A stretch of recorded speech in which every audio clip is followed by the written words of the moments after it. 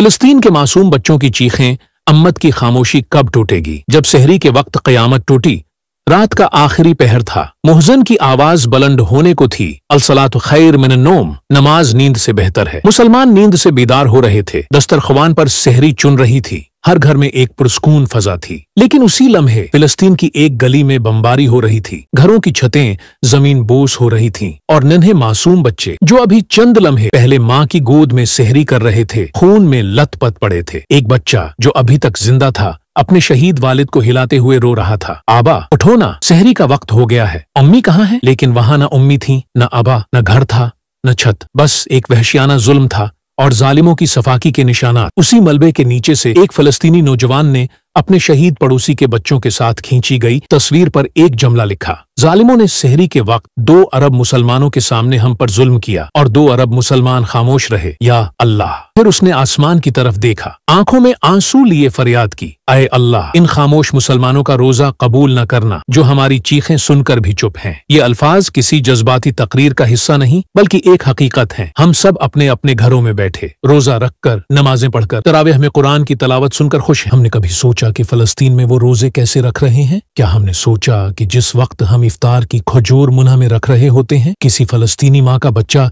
इस वक्त कफन में लपटा जा रहा होता है? हम क्या जवाब देंगे? ये सवाल बहुत बड़ा है और हम सबको झंझोड़ने के लिए काफी है। कयामत के दिन जब फिलिस्तीन के मजलूम बच्चे, वो मासूम बच्चियां, वो बेसहारा माएं हमारा दामन पकड़कर कहेंगी, ऐ इम्ति मुसलमा, जब हमारे घरों पर बम बरस रहे थे, जब हमारी मस्जिदों को आग लग रही थी, जब हमारे वालिदैन के लाशें सड़कों पर पड़े थे, तुम कहाँ थे? तुमने हमारे लिए किया?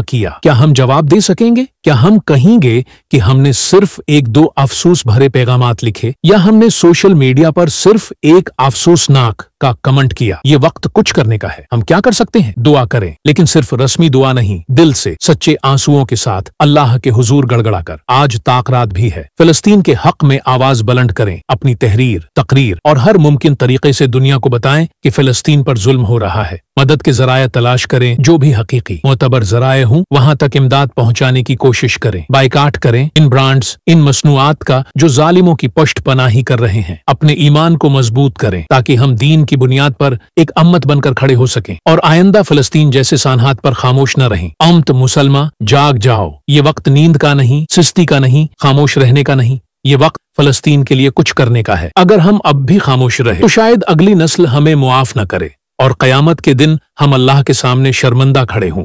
अल्लाह हमें बीदारी अता फरमाए, हमें अमल की तौफीक दे और फिलिस्तीन के मजलूमों की नसरत फरमाए। आमीन। देगर अहबाब तक भी अरसाल करें पेशगी शुक्रिया।